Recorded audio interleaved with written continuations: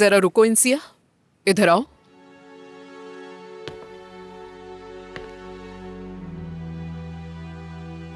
ऐसे मत देखो हमें, मैंने इन्हें सब बता दिया है। आतिफ साहब ने आज मुझसे बात की।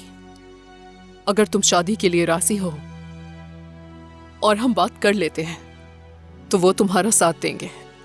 इंसिया, तुमने हमें जिंदगी का सबसे बड़ा झटका दिया है। यानी पूछने की जरूरत तो नहीं है, मगर अम्मी का कहना है कि इंसिया से पूछ लो। तुम जरा एक बात बताओ मुझे, अगर ऐसी कोई बात थी तो तुमने हमें क्यों नहीं बताया? ऐसा कुछ नहीं था। इस बात पर हैरत हुई है मुझे भी। बहुत शर्मिंदा हूं आप सबसे और कदीर से भी, मगर लेकिन क्या?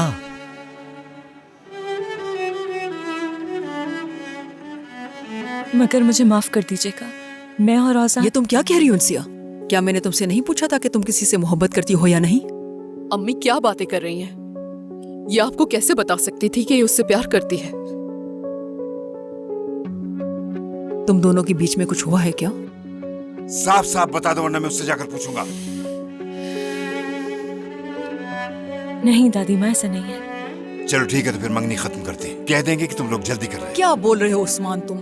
क्या तुमने नहीं कहा था कि कदीर अच्छा नहीं लगता तुम्हें? तो अब जो इसे पसंद है उसी से करने दो। कदीर को भी बुरा लगेगा, लेकिन इस लड़की ने भी कई दुख झेले हैं। अब खुश होना भी तो इसका हक है। कहते हैं ना, एक लड़की को 1000 लोग चाहते हैं लेकिन वो किसी एक की होती है। ओजान नहीं। लेकिन क्यों क्यों क्यों? तुम्हारी पोती चाहती है उसे। तुम सालों से कह रही हो ना कि अपनी पोती से प्यार क्यों नहीं करते? तो अब जबकि अच्छा सलूक कर रहा हूँ मैं, तो तुम बीच में दखल क्यों दे रही हो? साफ साफ बता दो कि आखिर तुम चाहती क्या हो मुझसे? तुम लोग सिर्फ अपने बारे में सोचो, इंसिया को छोड़ दो। हमेशा से इंसिया को निशाना बनाते हो। शर्म आनी चाहिए तुम लोगों को। शर्म करो बेटी, उसके पैसों की लालच में मत आना। आज वो तुमसे प्यार करता है, कल तुम्हें छोड़ सकता है। कादर अच्छा इंसान है या नहीं अम्मी? वो गरीब तो इसे बहुत खुश रखेगा। तुम चुप रहो। मैं क्यों चुप रहूं अम्मी?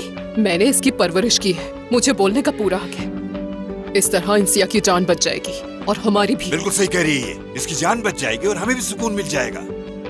अम्मी, आपने तो निशाने पर तीर मारा है। ऐसा मौका दोबारा नहीं मिलेगा। देखो तो सही कैसी बातें कर रहे हो तुम सब। अफसोस है तुम सब पर। ये बात करते हुए शर्म आनी चाहिए तुम सबको। इस लड़की को तुम्हारे हवाले करना मेरी जिंदगी की बहुत बड़ी गलती थी मुनीबा। नहीं, मैं इसकी हरगिज इजाजत नहीं दूंगी।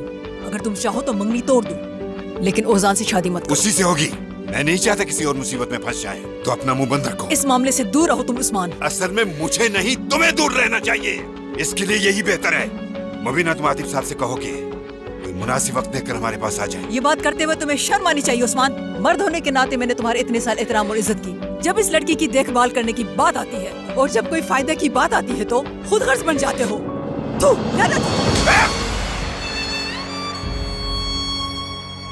दादी माँ, दादी।